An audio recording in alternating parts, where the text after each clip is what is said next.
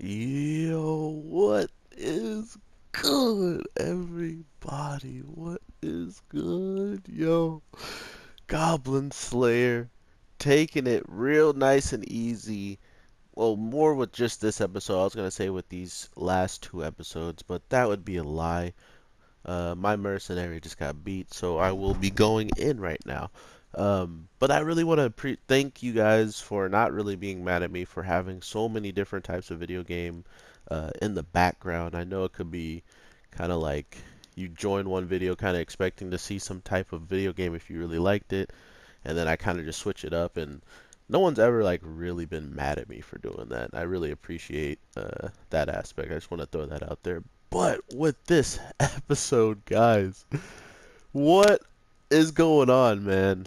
I swear that they're trying to put us in situations where the Goblin Slayer is got some type of feelings, in the sense of I don't want that person to die and I don't want that person to die. Instead of being someone that's just kurse, kurse, and that's it, like the one thing that we keep learning about Goblin Slayer, and it's the one thing that is actually kind of keeping his character alive in the sense of he's not just a dead nobody, is it's when someone brings up goblins. This man has such a way with words.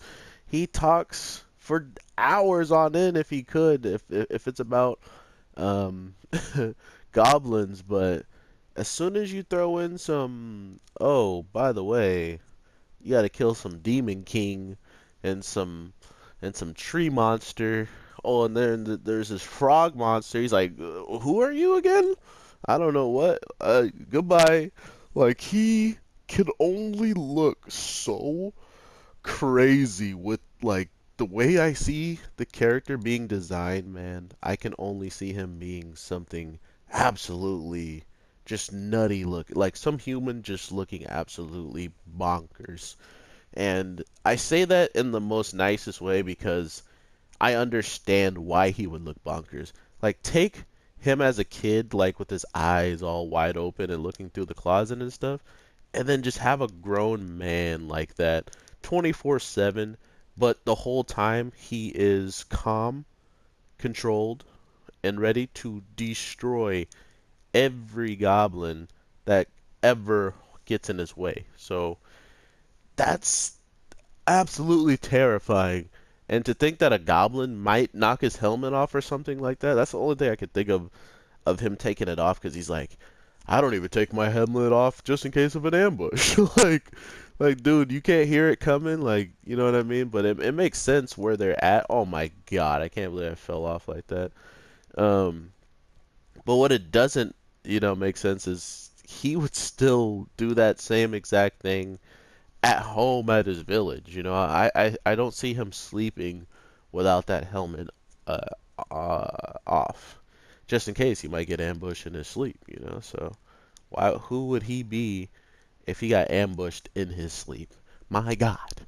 Uh, but overall, they really did lay it down uh, for these new characters. They really gave them a nice padded ground to be able to talk and show what race is kind of like crazier than the other or have weirder traditions and stuff like that.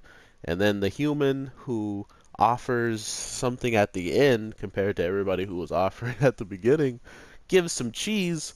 Everybody falls in love with them, and I think that might be another reason why these three characters, kind of like the nun or priestess, I think they're going to want to get down to the nitty gritty of maybe what could make this guy step forward. Because he is a silver rank, like they keep elaborating all the time, like he's silver, and that means he should be able to take on dragons. He should be able to take on much larger creatures that pose much more of a threat. But I don't know if the group wants to get down to the point of why he won't, because I mean, it's pretty self explanatory after you hear it. And I think they more want to get down to the point of if he does do that, they want to be in that group. They want to be, next to him when he's going out and absolutely going nuts against something maybe even bigger than himself. Which, as a fan of anime and a fan of like just certain different types of media and different things like that, it helps to know what's going on because the title tells it all. This is Goblinslayer, so you shouldn't be left in the dark when it comes down to understanding what is going on with this anime. But at the same time, if it does go into something further than goblin slaying, they still at the basis of the show have, in my opinion, set enough groundwork, and they're still setting the groundwork to make us believe, okay, not only is this Goblin Slayer, but this is, just like kill everything that starts to get in the way Slayer, because he earned the title of Goblin Slayer because of how much of a relentless grind he was on to kill them. But then when he actually goes forward into the story, maybe like 2 episodes into the end of this, the season or something, we see that he's willing to, kill other things that are getting in the way. That's the other thing I'm guessing too in my mind.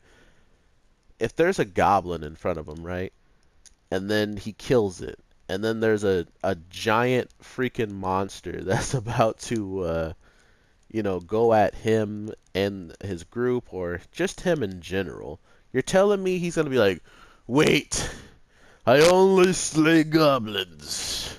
We're good. Like, no, bro. Like, he's about to set some arrows on fire and shove them in whatever thing's eyes.